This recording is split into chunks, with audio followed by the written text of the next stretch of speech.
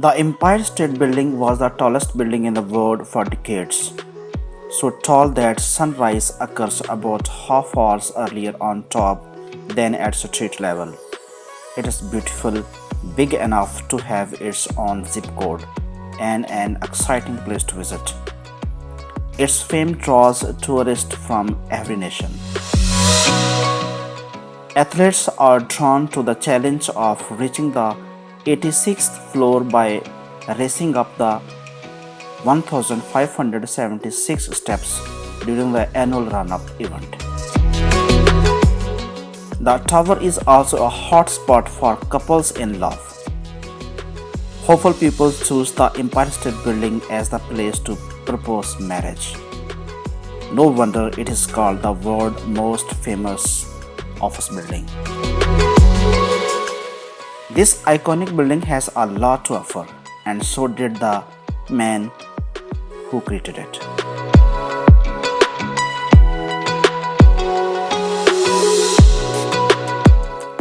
Alfred E. Smith and John J. Raskob, two friends who decided to build the world famous building, both grew up in poor immigrant families in New York. Each lost his father at an early age, dropped out of school, and went to work to help support his family. By 1929, however, Raskob was wealthy and Smith was famous, having run a campaign for President of the United States and lost. Together they made a winning team.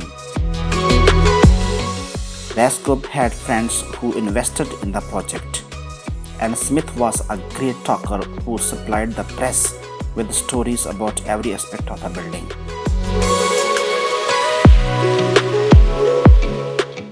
Especially its unprecedented height.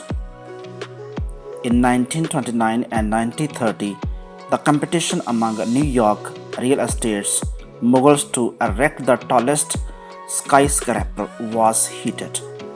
The Empire State Buildings and the Crystal Building were both in the race, and floors kept being added each to win the honor of being the tallest.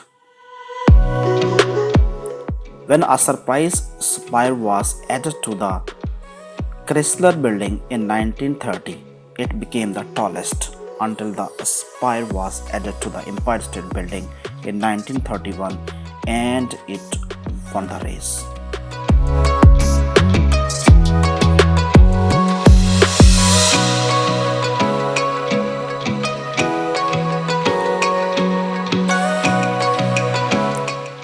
Smith and Raskob wanted to build their skyscraper in the middle of Manhattan in a part of town called Midtown. They decided they should like to build where 5th Avenue and 37th Fourth Street crossed. They just had one problem. The luxurious Waldorf Astoria Hotel was already there. So Smith and Raskob bought the building. The enormous hotel was built to last for decades to come. Tearing it down would not only be a back-breaking job, but it had to be done quickly. Investors could not get the return on their money until the Empire State Building was open for business and its office rented. 600 men toiled day and night to demolish the Grand Hotel. Then workers had to dynamite and dig their way to hard bedrock 40 feet, 12.2 meters below street level. A fleet dump trucks carried 20,529 loads through the city to barks the East Riverside. From there, tugboats pushed earth, stone, and the remains of a once proud hotel out to the Atlantic and dumped it all into the ocean. After 5 months, nothing remained the hotel but a gaping hole in the ground.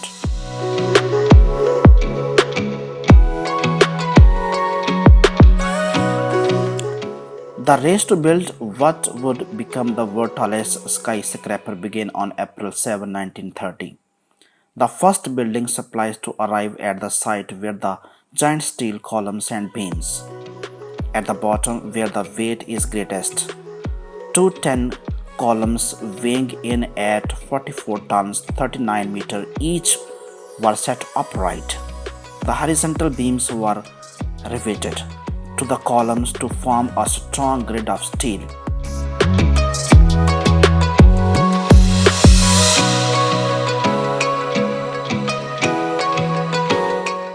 The unprecedented size of the Empire State Building caused all sorts of new problems that required new solutions and innovations.